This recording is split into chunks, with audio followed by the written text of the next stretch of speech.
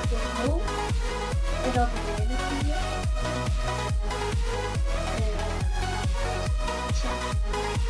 Tja. We nemen even salami.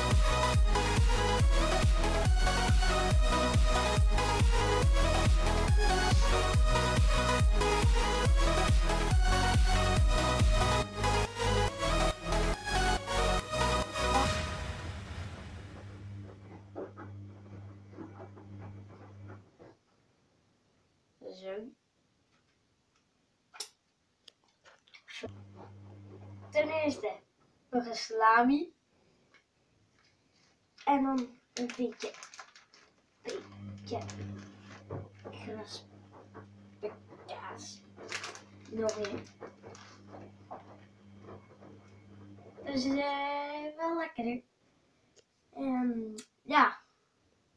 Nog een beetje ketchup. Dat lijkt me lekker.